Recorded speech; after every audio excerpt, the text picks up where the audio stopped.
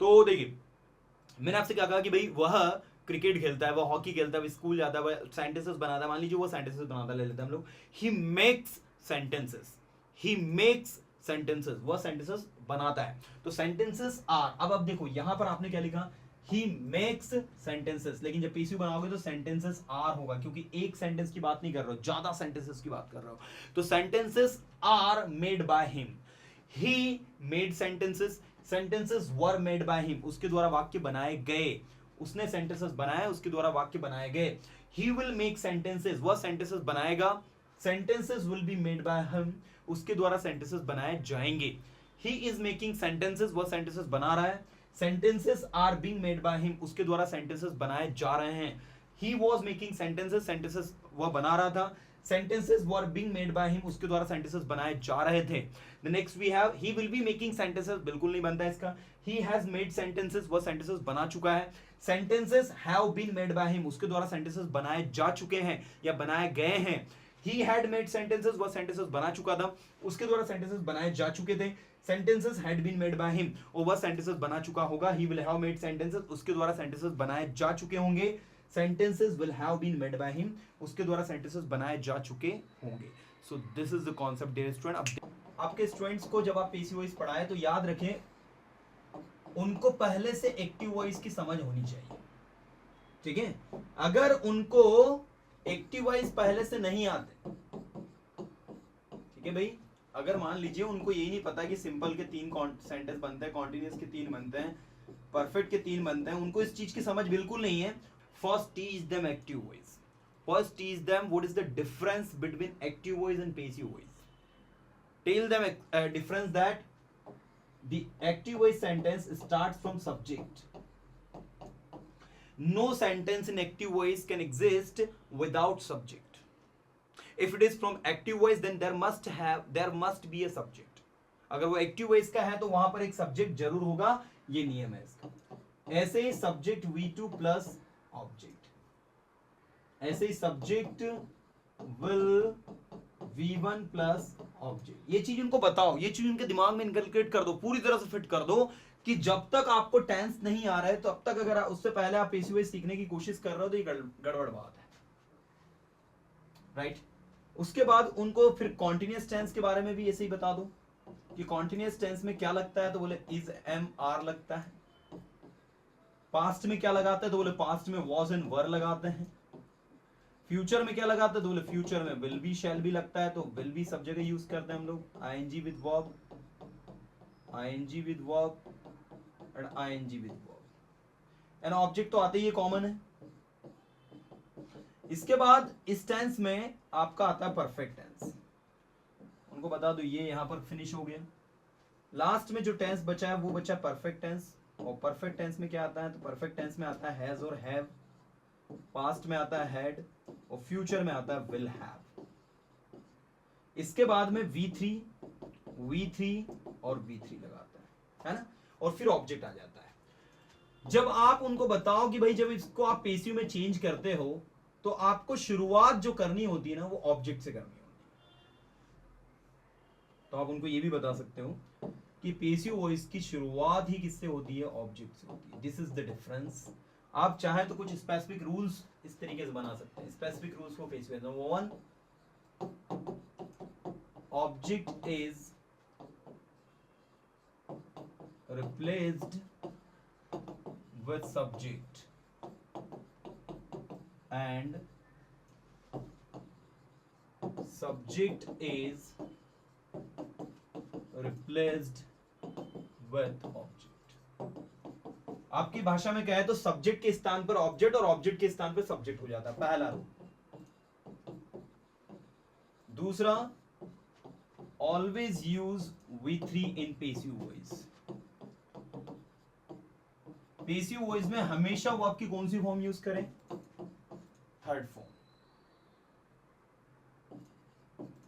For के द्वारा इन हिंदी, के द्वारा के लिए बाय का उपयोग होगा, ठीक है। आप उसको इंग्लिश में लिखना चाहे लिख दें, फॉर के द्वारा we have to use by. Fourth, इसमें जाना, जा, गया जैसे शब्द आते हैं, लेकिन इनका तात्पर्य, लेकिन इनका मीनिंग गो नहीं होता।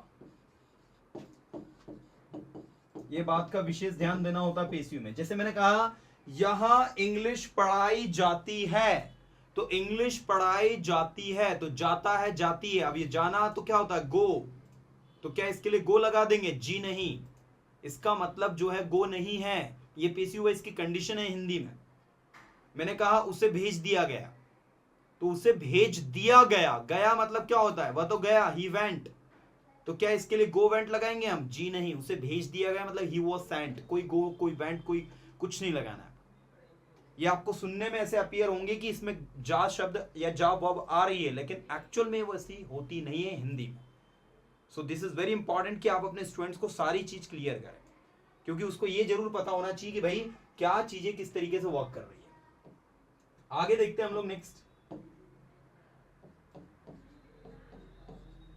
उनको बताओ कि फ्यूचर कॉन्टिन्यूअस टेंस का पेशियो नहीं बनता है। वो क्यों नहीं बनता है मैं आगे आपको बताऊंगा। तो ये इस तरीके से आपका हो गया यहां पर, ठीक है। अब इन सब में आगे हमने क्या लगाया, object, object, object, object, object, object, ठीक है, ये प्लस, इसके बाद में object plus object plus object.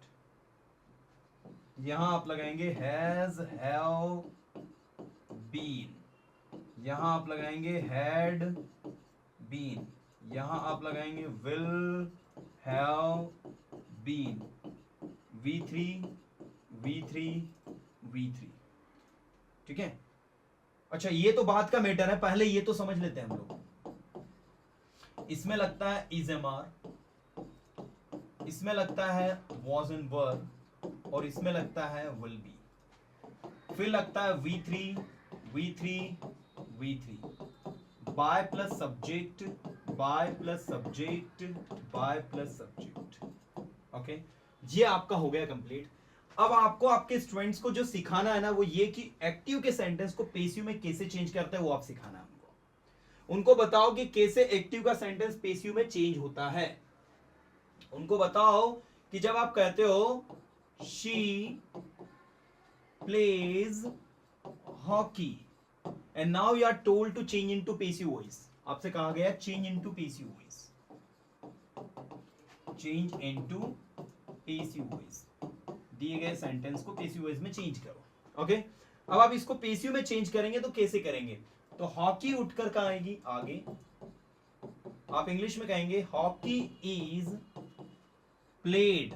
अब आप देख सकते हैं हॉकी के साथ हमने इज लगाया, आर नहीं लगाया।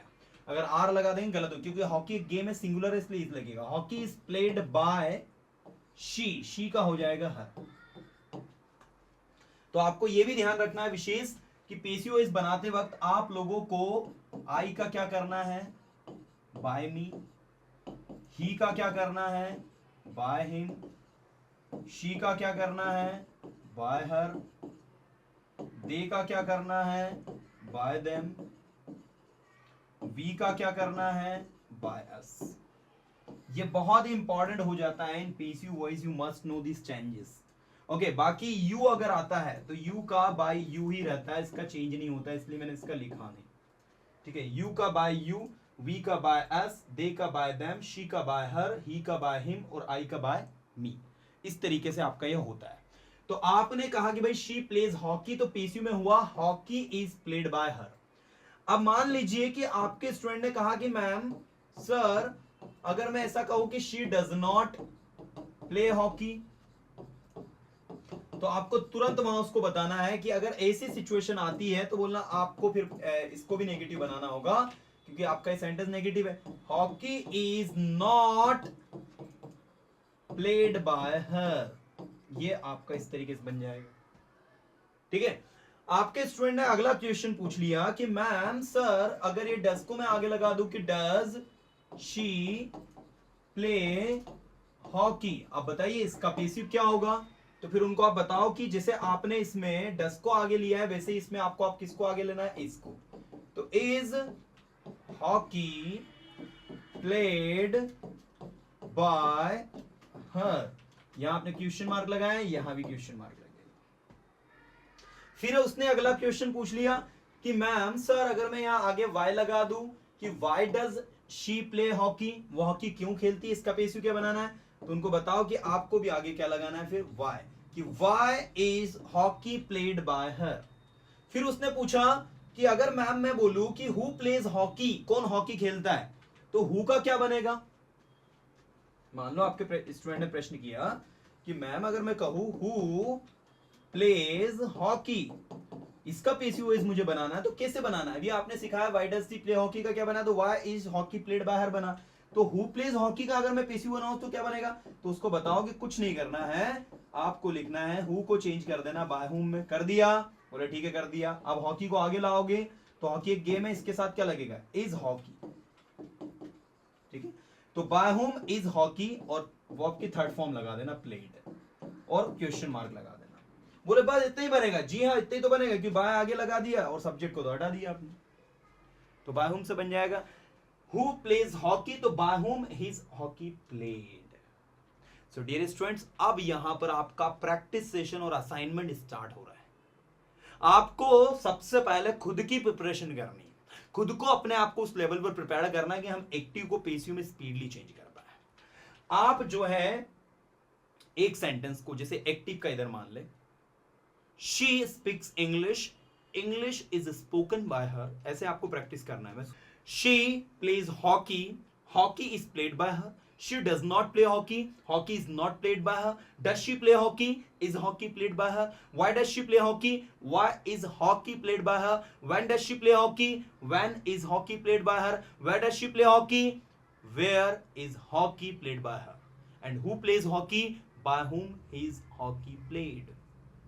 They speak English, English is spoken by them. देखो English is हो रहा है, English आर नहीं करना है, भले सब्जेक्ट दे है क्योंकि सब्जेक्ट तो लास्ट में चला गया। They speak English, English is spoken by them. They do not speak English, English is not spoken by them. Do they speak English, is English spoken by them. Why do they speak English, why is English spoken by them. And who speak English, by whom is English spoken. So this is the way to practice. आप एक sentence को बोले तुरंत उसके बाद उसका passive, active passive, active passive, active passive, ऐसी practice हमको करनी है। चलिए, तो अभी आप लोग पहला जो प्रैक्टिस सेशन आपको करना है वो अफर्मेटिव सेंटेंस वाला करना है। जैसे she speaks English, English is spoken by her. She spoke English, English was spoken by her.